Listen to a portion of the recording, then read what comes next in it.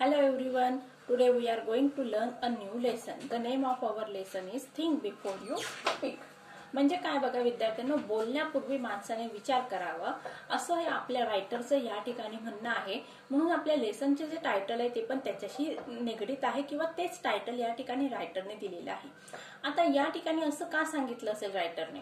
कारण बघा विद्यार्थ्यांनो, माणसाच्या मुखातून एकदा शब्द ज्यावेळेस बाहेर पडतात त्यावेळेस ते आपल्याला परत घेता येत नसतात. मुखातून बाहेर पडलेले शब्द आणि धनुष्यातून निघालेला बाण कधीही परत घेता येत नसतो. म्हणून प्रत्येकाने बोलताना काळजीपूर्वक बोलावं असं या ठिकाणी रायटरने आपल्याला एक मेसेज किंवा सल्ला दिलेला, ऍडवाइस दिलेली आहे. आणि त्यानुसार जर आपण फॉलो केलं तर आपलं आयुष्य अतिशय सुंदर होणार आहे. आणि मग या ठिकाणी रायटरने बघा आपले शरीर रचना कशी आहे, आपल्याला 2 डोळे दिले आहेत, 2 कान दिलेत, पण एकच तोंड का दिलेलं आहे? कारण की माणसाने कमी बोलावं, 2 कानाने जास्तीत जास्त ऐकावं असं निसर्गाचं आणि त्याचबरोबर देवाचं म्हणणं आहे. पण या ठिकाणी काही माणसं काय करतात, त्याच्या विपरीत वागत असतात. ते कमी ऐकतात आणि जास्त बोलत असतात. मग त्याचे काय काय परिणाम होतात ही या ठिकाणी रायटरने ह्युमरसली आपल्याला सांगण्याचा प्रयत्न केलेला आहे. मग आता आपल्याला लेसन शिकायचं आहे तर प्रत्येकाने पुस्तक ओपन करायचं, नीट लक्ष द्यायचंय. चला काढा, पेज नंबर काढा. Think before you speak. Page number आहे 81. Man was meant to listen more and talk less. That is why, as the great British statesman Benjamin Disraeli said, nature has endowed man with 2 ears and 1 mouth.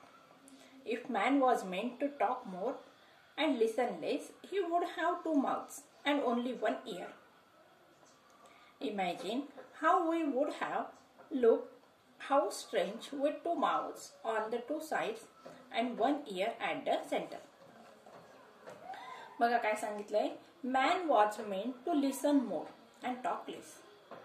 माणसाकडून काय अपेक्षित आहे, त्याने जास्तीत जास्त ऐकावं आणि कमीत कमी बोलावं.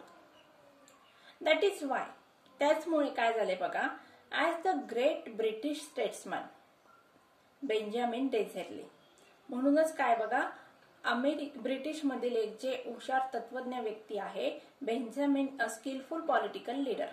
स्टेट्समन म्हणजे काय बघा, स्किलफुल पॉलिटिकल लीडर. त्यांचं नाव काय सांगितलं बघा, बेंजामिन डिझरेली. यांनी काय सांगितलंय, nature has endo man with 2 years and 1 mouth. Endo means gifted. निसर्गाने माणसाला बहाल केले. काय बहाल केले बघा, 2 इयर्स 2 कान अँड 1 माउथ आणि एकच तोंड. If man was meant to talk more and listen less, जर माणसाकडून टॉक मोर, त्याला जास्तीत जास्त बोलावं आणि कमीत कमी ऐकावं असं जर अपेक्षित असतं, he would have 2 mouths and only 1 ear. मग त्याला 2 तोंड असते आणि एकच कान असता. Imagine how we would have looked how strange with 2 mouths on the 2 sides. बघा मग इमॅजिन म्हणजे काय, कल्पना करा, म्हणजे आपण कसं दिसणार जर आपल्याला 2 तोंड असते आणि एकच कान असता. 2 mouths on the 2 sides. चेहऱ्याच्या आपल्या दोघं साईडला 2 तोंड असते आणि 1 ear at the center आणि मध्यभागी चेहऱ्याच्या 1 कान असता. अशी जर विचित्र रचना असती तर माणूस कसा दिसला असता, अशी कल्पना या ठिकाणी रायटरने आपल्याला करायला सांगितलेली आहे. मग या ठिकाणी रायटरला काय सांगायचं, निसर्गाचं सुद्धा असंच म्हणणं आहे की माणसाने कमीत कमी बोलावं आणि जास्तीत जास्त ऐकावं. कारण कमीत कमी बोलण्यासाठी एकच तोंड दिलं आहे आणि जास्तीत जास्त ऐकण्यासाठी 2 कान दिलेले आहेत. आणि जर निसर्गाचं जर असं म्हणणं नसतं तर मग माणसाला काय केलं असतं, निसर्गाने 2 कान दिले नसते, 1 कान दिला असता आणि 2 तोंड दिली असते. बघूया पुढे. And mind you, the ears are like funnels, open all the time. There is no door with which you can close them.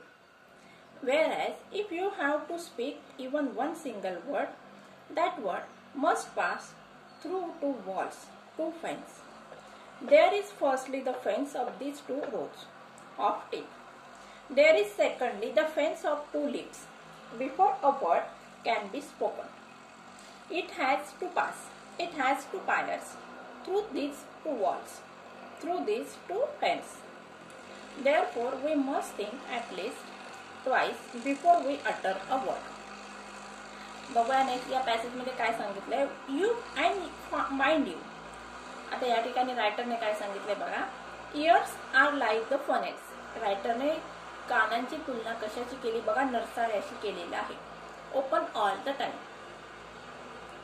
There is no door with which you can close them. आणि नरसाळ्याला कुठल्याही प्रकारचा दरवाजा नसतो की जो आपण बंद करू शकतो. Whereas if you have to speak even one single word, that word.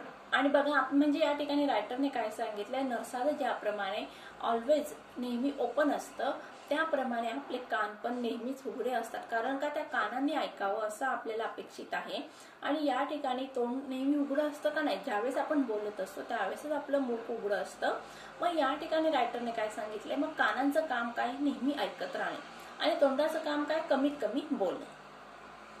Whereas if you have to speak even one single word, that word must pass through two walls. मग जर आपल्याला काही बोलायचं असलं, एक शब्द जरी बोलायचा असला तरी त्या शब्दाला दोन भिंतींमधून बाहेर पडावं लागत असतं. आणि त्या दोन भिंती म्हणजे काय, कुंपण आहे. There is firstly the fence of these two rows of teeth. मग त्या दोन भिंती किंवा कुंपण काय आहेत, मग आपल्या दातांच्या भिंती आहेत. आणि या दातांच्या भिंतीमधून आपल्या शब्दांना आपल्या मुखातून बाहेर पडावं लागत असतं. There is secondly the fence of two lips. Before a word can be spoken, it has to pass through these two walls. आणि एक शब्द पण बोलण्यापूर्वी त्या शब्दाला काय करावं लागत असतं, मग या भिंतींना ओलांडून पुढे यावं लागत असतं. Through these two fence, therefore we must think at least twice before we utter a word. आणि त्याचमुळे मग आपण बोलण्यापूर्वी नेहमी विचार केला पाहिजे की आपण कसं आणि किती बोलायचं आहे. या पॅसेजमध्ये काय सांगितलंय बघा विद्यार्थ्यांनो, रायटरने सांगितलंय की आपल्या शरीराची रचना कशी आहे. आपले कान हे नेहमीच ओपन असतात. त्या कानांना काही दरवाजा आहे का, नाही, की तो दरवाजा बंद केला, पाहिजे तेव्हा उघडला. ज्याप्रमाणे घराचा दरवाजा असतो, आपल्याला पाहिजे आपण त्यावेळेस ओपन करतो, पाहिजे तेव्हा बंद करतो, त्याप्रमाणे कानांना दरवाजा आहे का, नाही. कान कसे असतात, नेहमीच उघडे असतात. पण माणसाला ज्यावेळेस बोलायचं असतं त्यावेळेस बोलण्यासाठी त्याला आपलं तोंड उघडावं लागत असतं. आणि शब्द उच्चारल्यानंतर त्या शब्दांना एक कुंपण आहे, दोन कुंपण आहेत. ते कुंपण काय आहेत, मग आपल्या दातांच्या कुंपण आहेत. त्या दोन कुंपणामधून शब्दांना बाहेर पडावं लागत असतं. पण कानातनं ऐकण्यासाठी असं काही करावं लागतं का, नाही. म्हणून मग या ठिकाणी रायटरने काय सांगितलंय की ऐकणं हे खूप सोपं आहे, त्या कंपॅरिझन मध्ये बोलणं खूप कठीण आहे. म्हणून बोलण्यापूर्वी माणसाने विचार केला पाहिजे. Next passage. A very wise man once remarked that of unspoken word you are a master, of the spoken word you are a slave. Once you have spoken a word, you can't get it back. Do what you will. Therefore, you must be very careful about the words that you speak. Once the word has left your lips, you will not be able to get it back. बघा काय सांगितलंय. A very wise man once remarked that of the unspoken word. एक खूप हुशार अशी व्यक्ती होती. त्या व्यक्तीने एक स्टेटमेंट केले किंवा विधान केलेले. काय सांगितले बघा, you that of unspoken words you are a master. म्हणजे आपल्या मुखातून जे शब्द बाहेर पडलेले नाही आहेत त्यांचे तुम्ही मालक आहात. Of the spoken word you are a slave. आणि जे शब्द आपल्या मुखातून बाहेर पडून गेलेले आहेत त्यांचे तुम्ही गुलाम आहात. म्हणजेच या ठिकाणी आपल्या मुखातून बाहेर न पडणाऱ्या शब्दांचा आपण मालक आहोत आणि बाहेर पडून गेलेल्या शब्दांचा आपण गुलाम आहोत, असं या ठिकाणी एका फेमस आणि प्रसिद्ध अशा वाईज मॅनने सांगितलेलं आहे. Once you have spoken a word you can't get it back. Do what you will. आता या ठिकाणी बघा, आपल्या मुखातून एकदा शब्द बाहेर पडले की ते आपण ते परत घेऊ शकतो का, नाही. आपण किती प्रयत्न केला की आपण काही करू शकत नाही. ज्याप्रमाणे धनुष्यातून बाण सुटलेला असतो तो आपण परत घेऊ शकत नाही, त्याचप्रमाणे मुखातून बाहेर पडलेला शब्द आपण परत मागे घेऊ शकत नाही. Therefore, you must be very careful about the words that you speak. म्हणून मग तुम्हाला नेहमीच काळजीपूर्वक बोललं पाहिजे. Once the word has left your lips, you will not be able to get it back. आणि एकदा तुमच्या मुखातून शब्द बाहेर पडले की तुम्ही ते परत घेऊ शकत नाही. या ठिकाणी रायटरने काय सांगितलंय, मग माणसाने बोलताना 100दा विचार केला पाहिजे. कारण एकदा मुखातून शब्द बाहेर पडले की ते आपण परत घेऊ शकतो का, नाही. म्हणून आपण न बोललेल्या शब्दांचे आपण मालक आहोत, तर बोललेल्या शब्दांचे आपण गुलाम आहोत. Next passage. What are unspoken words. मग या ठिकाणी रायटरने प्रश्न विचारलाय आपल्याला. मग अनस्पोकन वर्ड्स म्हणजे काय, म्हणजे आपण जे शब्द बोललेले नाही आहोत ते काय आहे. They are the things you want to say, but remain unsaid as thoughts in your mind. पण they are the things you want to say. Unspoken word म्हणजे असे शब्द आहेत की अशा गोष्टी आहेत की ज्या तुम्हाला सांगायच्या आहेत. बट रिमेन अनसेड, पण त्या काही बोलले गेलेल्या नाही आहेत. कारण का? As thoughts in your mind, कारण ते तुमच्या मनातील विचार आहेत. अनस्पोकन वर्ड म्हणजे काय? तुमच्या मनातील भावना, तुमच्या मनातील विचार की जे तुम्हाला बोलायचे आहेत, व्यक्त व्हायचं आहे. Once you have put the thoughts into words, आणि ज्यावेळेस तुम्ही तुमचे विचार, थॉट्स म्हणजे काय? विचार शब्दांच्या रूपाने व्यक्त करत असतात. Once the words have left your lips, आणि ते शब्द तुमच्या मुखातून बाहेर पडतात. You can't change them or control them, त्यावेळेस तुम्ही त्या शब्दांना काही बदलवू शकत नाही किंवा त्यांच्यावर आपला ताबा नसतो. मग या ठिकाणी रायटरला काय सांगायचे बघा, आपण मुखातून बाहेर पडलेल्या शब्दांना परत घेऊ शकत नाही, त्यावेळेस आपण बदलू शकत नसतो, त्यावेळेस त्या शब्दांवर आपला ताबा नसतो, ते आपल्या मुखातून बाहेर पडून गेलेले असतात. म्हणून मग या ठिकाणी बोलण्यापूर्वी माणसाने 1760दा विचार करायचा आहे. कारण का? बाहेर पडलेले शब्द आपण रिटर्न मध्ये घेऊ शकत नाही, कारण ते समोरच्यापर्यंत पोहोचलेले असतात आणि त्यावेळेस आपण असं म्हणू शकत नाही की मी हे बोललेलं नाही आहे. Next passage.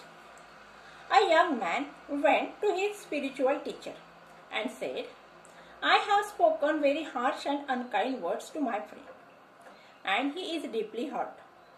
I am afraid I have lost my friendship with him. How can I make amends? आता या ठिकाणी आपल्याला एक उदाहरण दिलेलं आहे. एक जो तरुण मनुष्य होता तो त्यांच्या आध्यात्मिक गुरुकडे जातात. स्पिरिच्युअल टीचर म्हणजे आध्यात्मिक गुरु. या ठिकाणी बघा विद्यार्थ्यांनो, काही शब्दांचे जे मी अर्थ सांगते ते तुम्ही पुस्तकामध्ये लिहून घ्यायचे आहेत, कारण तुम्हाला 2 मार्कासाठी प्रश्न असतो. काही शब्द दिलेले असतात, त्यांचे मराठीमध्ये मिनिंग्स तुम्हाला लिहायचे असतात. मग या ठिकाणी स्पिरिच्युअल गुरु म्हणजे काय? आध्यात्मिक. स्पिरिच्युअल टीचर म्हणजे काय? मग आध्यात्मिक गुरु. अँड से, मग एक तरुण मनुष्य आपल्या आध्यात्मिक गुरुकडे जातो आणि काय विचारतो बघा, I have spoken very harsh and unkind words to my friend. काय सांगतोय बघा, मी माझ्या मित्राला खूप कठीण किंवा कडक असं म्हणजे विचित्र असं बोललेलं आहे की जे माझ्या मित्राला दुखवलेलं आहे, त्याचं मन दुखवलं गेलेलं आहे. अनकाइंड वर्ड म्हणजे जे शब्द चांगले नव्हते अशा शब्दांच्या द्वारे मी त्याच्याशी बोललेलो आहे किंवा त्या शब्दांनी त्याच्या मनावर आघात केलेला आहे. He is deeply hurt. Isn't he? Question tag काय होणार बघा, isn't he. I'm afraid I have lost my friendship with him. मग काय विचारलं बघा, त्याने काय सांगितलं की मला भीती वाटते म्हणे कुठल्या गोष्टीची, की आता तो मित्र, माझी मैत्री, त्या मित्राची माझी मैत्री तुटणार आहे. कारण काय होतं, या मित्राकडून, दुसऱ्या मित्राकडून आपल्या मित्राला चुकीचं अयोग्य बोललं गेलेलं होतं. त्यामुळे त्या मित्राला भीती वाटत होती की तो मित्र माझी मैत्री तोडणार आहे. म्हणून आता याच्यावर काय केलं पाहिजे हे विचारण्यासाठी तो आपल्या गुरुजींकडे आला. How can I make amends. मग आता मी भरपाई कशी करू म्हणे, मी काय करू आता, याला तुम्ही याला सांगा. आता या ठिकाणी बघा, how can I make amends. या ठिकाणी हे सेंटेन्स कुठल्या प्रकारचं आहे, मग इंट्रोगेटिव्ह सेंटेन्स आहे. बघूया, WH इंट्रोगेटिव्ह सेंटेन्स. तुम्हाला विचारलं जातं kind of sentence. Next passage. The wise teacher gave him a fresh sheet of blank paper and pen.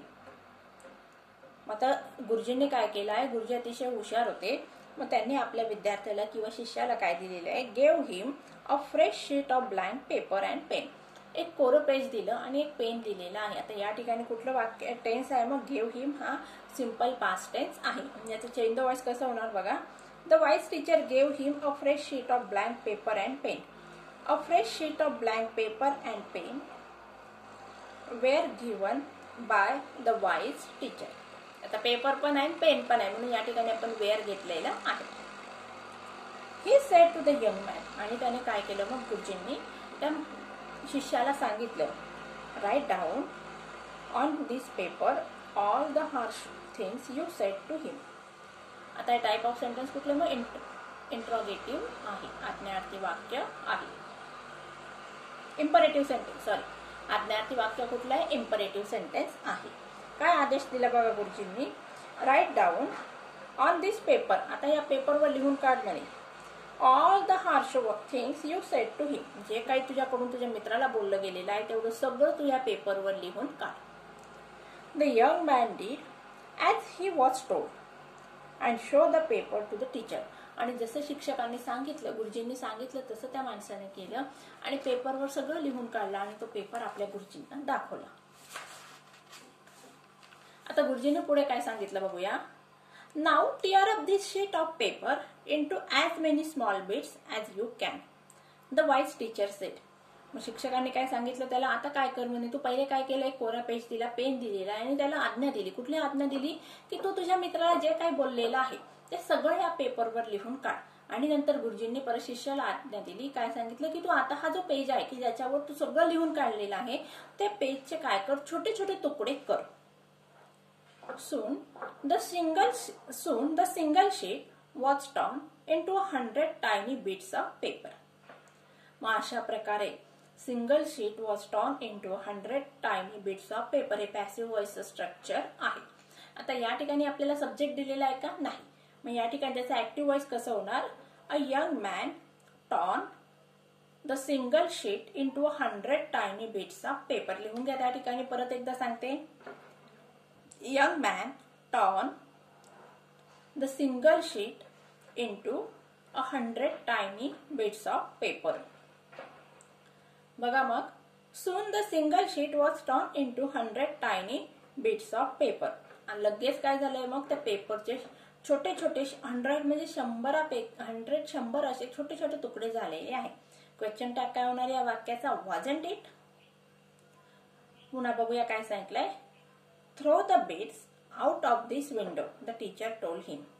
आता शिक्षकांनी काय केलं की त्याला सांगितलं, काय सांगितलं, तू हे पेपर बाहेर फेकून दे. आता याचं इनडायरेक्ट स्पीच कसं होणार बघा. The teacher ordered him to throw the bits out of that window. आज्ञार्थी वाक्याचं इनडायरेक्ट स्पीच कसं करायचंय बघा. The teacher ordered him to throw the bits out of that window. शिक्षकांनी त्याला आज्ञा दिली. कुठली आज्ञा दिलेली, आता हे सगळे जे पेपर आहेत म्हणे त्याचे तुकडे तुझ्या खिडकीतून बाहेर फेकलेले आहेत, ते खिडकीतून बाहेर फेक. आता परत काय सांगितलं बघूया. That was easily done. आणि ते पटकन झालेलं आहे, कारण हातातले पेपर जे छोटे तुकडे होते ते खिडकीतून बाहेर फेकणं अतिशय सोपं काम होतं. It was a windy day and the tiny bits were scattered far and wide even as the young man watch. आणि त्या दिवशी बघा खूप हवा होती आणि त्यामुळे ते पेपरचे जे काही छोटे छोटे तुकडे केलेले होते त्या विद्यार्थ्याने किंवा त्या यंग मॅनने आणि ते खिडकीतून बाहेर फेकले होते, त्यामुळे ते पटकन हवेच्या प्रवाहामुळे किंवा स्रोतामुळे सगळीकडे पसरलेले आहेत. Now go out into the street and collect as many bits of the paper as you can, the teacher ordered him. आता परत शिक्षकांनी नवीन आज्ञा केली. काय सांगितलं मग, आता म्हणे तू पटकन बाहेर जा आणि जेवढे पेपरचे तुकडे तुला शक्य होतील तेवढे जमा करून घेऊन ये. The young man was taken aback. But that will be difficult, he stammered. आता आपल्या गुरुजीने केलेली जी आज्ञा होती ती थोडीशी त्याला विचित्र वाटलेली त्या यंग मॅनला. मग तो काय म्हणतो बघा. गुरुजीने काय सांगितलं, आता तुझे पेपर खिडकीतून बाहेर फेकलेले होते ते सगळे पेपर तू जमा कर आणि परत घेऊन ये. आता शिक्षकांनी जी आज्ञा केलेली आहे ती विद्यार्थ्यासाठी अतिशय अवघड होती, म्हणून त्याची प्रतिक्रिया काय बघा. टेकन अबॅक. मग त्याला आश्चर्य वाटलेलं आहे की गुरुजींनी असं काय सांगितलं. मग तो गोंधळातच बोललेला आहे. But that will be difficult. पण मग ते खूप अवघड जाणार आहे. ही स्टॅमर्ड म्हणजे काय म्हणतो, अडखळत बोलायला लागला. कोण, विद्यार्थी. कोणाशी, शिक्षकांशी. It will be difficult Indeed but do give it a try, the teacher suggested. मग शिक्षक काय सांगतात, हो म्हणे हे तुझ्यासाठी थोडंसं कठीण असणार आहे, पण तुला प्रयत्न करून बघायला काही हरकत नाही. The young man went out. He return half an hour later exhausted. आणि गुरुजींनी आदेश केल्यामुळे तो माणूस बाहेर गेलेला आहे आणि हाफ एन आवर म्हणजे काय, एक 1.5 तासाने तो परत, हाफ एन आवर अर्ध्या तासाने तो परत आला आणि त्यावेळेस तो खूप दमलेला होता. He had not been able to get hold of a single torn bit from the paper he had torn up just a while earlier. आणि एवढं दमून सुद्धा त्याला पेपरचा एक तुकडा पण भेटलेला नव्हता की ज्याने त्या पेपरचे छोटे छोटे तुकडे केले होते. त्या तुकड्यांपैकी त्याला एक छोटा सिंगल तुकडा पण भेटला नव्हता. This is what happens with the spoken word, the teacher said to him. मग शिक्षकांनी काय सांगितलं बघा, असंच असतं म्हणे, हे जे पेपरचं झालं, ज्याप्रमाणे हे पेपरचे तुकडे तू खिडकीतून बाहेर फेकले ते तुला परत मिळाले नाही, त्याप्रमाणे आपण जे शब्द आपल्या मुखातून बाहेर पडलेले आहेत ते आपल्याला परत मिळत नसतात. Once you have spoken the words aloud, it is very difficult to take them back. आणि ज्यावेळेस तुमच्या मुखातून शब्द बाहेर पडलेले असतात त्यानंतर खूप कठीण होतं. कुठल्या गोष्टीला कठीण होतं की ते शब्द परत घेणं किंवा परत फिरवणं अतिशय कठीण होत असतं. Therefore learn to think before you speak in अँगर. म्हणून मग शिकायला पाहिजे, कुठली गोष्ट शिकायला पाहिजे, रागाच्या भरात कुठलेही शब्द बोलण्यापूर्वी आपण आपल्या बोलण्यावर ताबा ठेवायचा आहे. काय, कसं, किती बोलायचं आहे आपल्याला ठरवायचं आहे. अशा प्रकारे बघा विद्यार्थ्यांनो, या ठिकाणी आपण नवीन लेसन सुरू केले आहे, थिंक बिफोर यू स्पीक. आणि या ठिकाणी एका शिष्याची आणि गुरुची स्टोरी आपल्याला समजलेली आहे. आता येणाऱ्या नेक्स्ट लेक्चरमध्ये आपल्याला काय होते पुढे ते बघायचं आहे. So friends, take care and good bye.